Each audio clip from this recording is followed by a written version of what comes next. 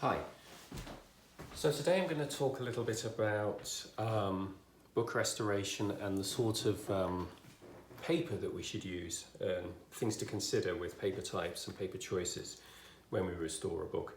I'm going to do a separate video about how to restore or undo basically a repair that was attempted here with this book.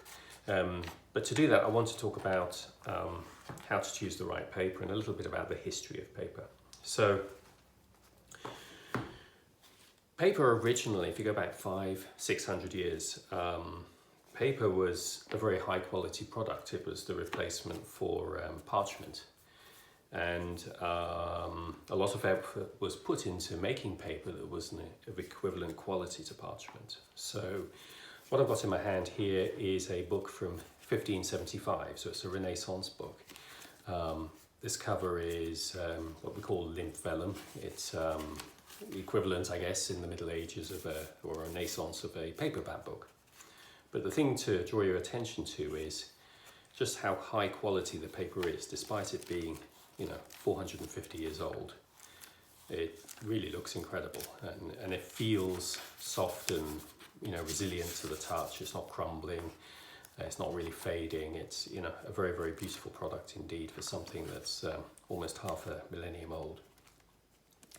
And paper quality stayed that way really for a couple of centuries until we get through to the beginning of the 19th century, when the mass production of books really took off with the Industrial Revolution.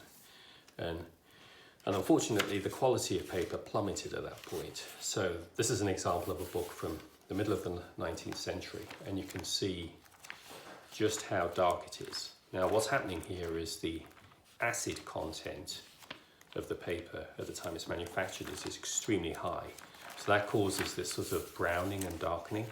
And unfortunately, what will eventually happen with this paper is it'll lose its structural integrity. It'll literally crumble and turn to dust and fall apart. And it's very difficult to use paper that's going in that direction, in any kind of restoration. And the darkness just makes it kind of inappropriate as well. As we go forward to the beginning of the 20th century, paper quality, I guess, improved a little bit, and the paper's also younger that's survived today. So this is an example of a one book out of a set of Robert Louis Stevenson. It's a binder's copy, so it's one that's used to provide paper and labels and things for other uses.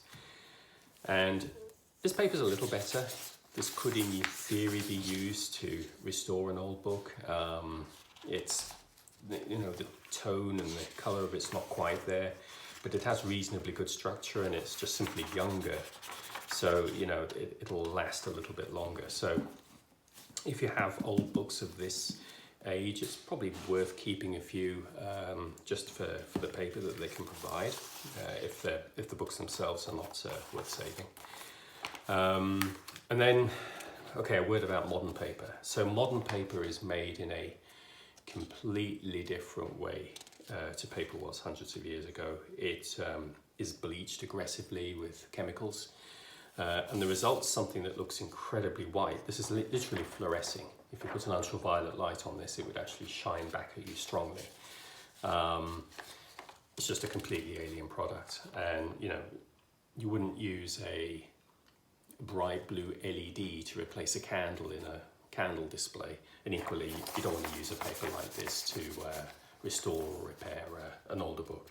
So if at all possible, you want to try and match the age of the book that it is that you're restoring. And what I'm going to be using here is I happen to have a spare page from the same binding box that gave me the binding for this book here. So I've got this here, which is a pretty good match. So this is obviously first choice. Failing that, it would be books from the about the beginning of the 20th century as being close, but really trying to avoid either modern paper or paper from the middle of the 19th century, which would be very poor quality. So that's what I found when it comes to using paper. And the result is that as I work with books and I bind books, I end up with spare scraps of paper. So what that means is I end up keeping an inventory, as I'll share there, in a drawer. So that's a very typical sort of book repairers, book lovers box of bits and pieces of junk that I've built up over the years. Because I know that at some point I'll end up using it. Okay, hope that was helpful. Thank you.